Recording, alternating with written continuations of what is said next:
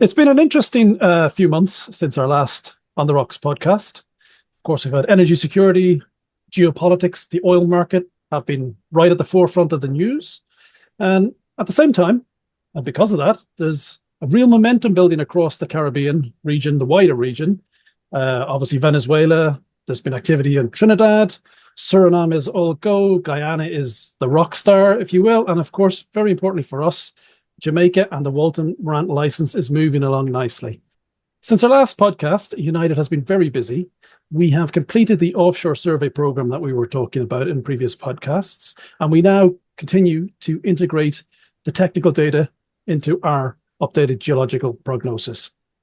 And of course, we're progressing the Farmout and the data in process.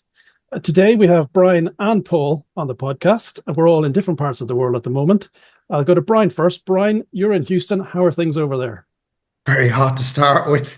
And the backdrop of the World Cup has been pretty exciting, but it's been a busy few days since I got here. But everything you've just said is so relevant, more relevant than ever before, particularly with the change in the macro backdrop. It's reminded everybody how important secure, strategically located energy assets can be. And particularly for us, the real story is the progress that we've made since the last time you guys have had this kind of podcast and this chat, this conversation. You know, what Morant, as you know, is a large, high impact frontier opportunity. And now we've got a much broader technical data set and, more importantly, a very active commercial process around that. Um, Paul, before we get into the commercial progress and activity around that, you might just take us back to the fundamentals. This podcast is called On the Rocks, after all, so I think we should start by talking about the rocks and just remind everybody, what is it about the technical case for exploration offshore Jamaica that is so compelling? It comes down to a number of answers which stack together to give us a compelling story.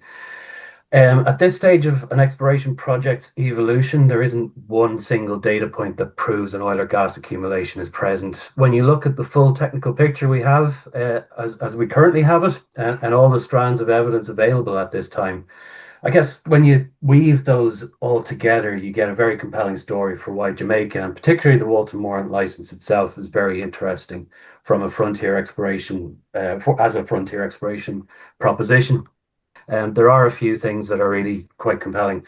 Historically, there are 11 wells that have been drilled in Jamaica to date, so not that many, 9 of them onshore and 2 of them offshore. But interestingly and importantly, all of them have showed evidence for the presence of oil or gas. In a frontier region, you've got so much evidence from a limited number of wells, especially when you consider that the last well was drilled more than 40 years ago and without the benefit of modern seismic data or modern exploration concepts. I guess beyond the wells, then you've got confirmed oil seeps onshore and offshore Jamaica. The onshore to the north of the license, but also interestingly, there's a rocky outcrop called Blower Rock, which is just to the south of the license that had an active and tested and bona fide oil seep at its location. So essentially bookending the license to the north and the south. So that's quite interesting. We also note that we have the presence of repeated slick anomalies in the offshore area within the license area. And when you have repeated slick anomalies at the same location, as is the case here, this often indicates the presence of hydrocarbons venting at seabed. Collectively, they support the view that there is an active petroleum system that is yet to be properly tested. And our view is that there's clearly oil and gas moving through the rocks here. It's just that it hasn't been drilled, or the rocks haven't been drilled in the right location yet. You mentioned that we've finished our surface geochemical exploration survey program earlier this year, and that involved the acquisition of high resolution mapping of about nearly 2,500 square kilometers of the seafloor, and the collection of 42 seabed sediment samples. And that new information is now being integrated into our wider geological model, and what we're finding is that new data is consistent with all the other information that I've mentioned already, and we have, and all the elements are there for exploration success in our view. All right, so that sounds like a pretty busy first 6 months of the year anyway. Technical foundation is clearly there, but that's not the only thing that we're interested in Jamaica. Well, obviously the location is very important, the jurisdiction, the regulatory regime, and very importantly, the government support. Brian, from that point of view, how do you see Jamaica stacking up in that kind of context? Yeah, well, as Paul has outlined and as you've commented on, the technical foundation is clearly there and the technical data bank is there. But Jamaica itself has its role to play, and it's a very important part of the story. We've had very constructive and supportive engagement with the Jamaican authorities to date, and we continue to work under our production sharing contract with them and within the regulatory framework. But the potential prize here is not just important for United and Air shareholders. If exploration is successful, it could also be very significant for Jamaica in terms of energy security, particularly with the macro context, investment, skill, employment, long-term national revenue. And we've seen elsewhere in the region how offshore success can transform the economic conversation for a country. But we're always very careful to emphasize that exploration does take time. This is a responsible, step-by-step, patient process.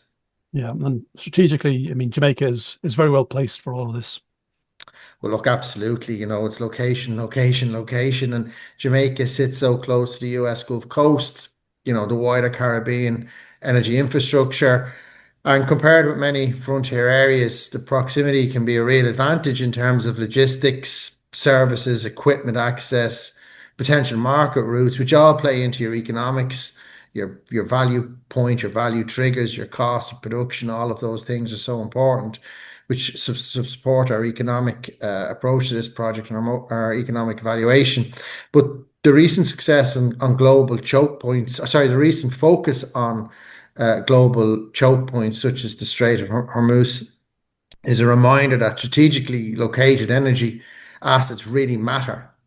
And Jamaica is not a near-term supply answer to global market volatility, but the broader point is very clear. Secure, diversified future sources of energy remain critically important.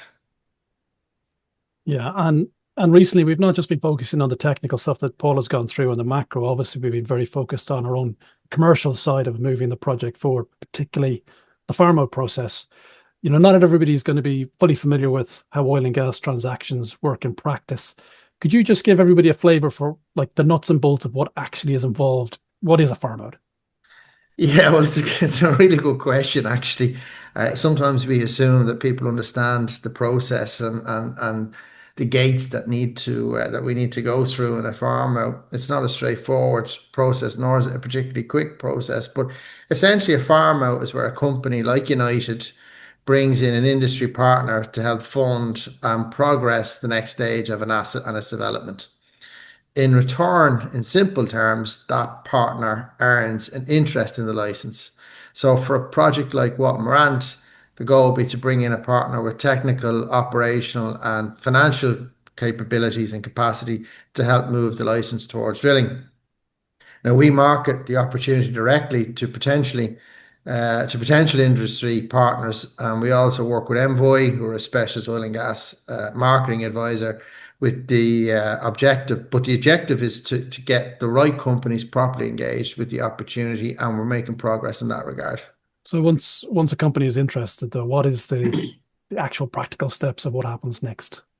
Yeah, it's another good question. The first step is confidentiality. We've obviously invested quite a large sum of capital into the various work that we've done, so confidentiality is obviously very important.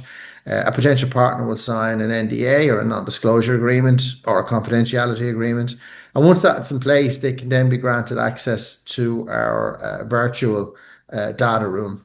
Now, that data room is essentially the control, technical, and commercial library, if you will, behind the opportunity. So it includes the seismic data, geological interpretation, survey results, license information, commercial material, and all the other technical body of work that a serious counterparty needs in order to ultimately evaluate the license. There's also quite a lot of management meetings, technical presentations, Q&A, So I think that's where the data room really becomes, a serious evaluation. It's not just a brochure anymore. This is where companies really test the opportunity. There's a lot of in-face meetings that has, the three of us flying to different parts of the world to meet with various people.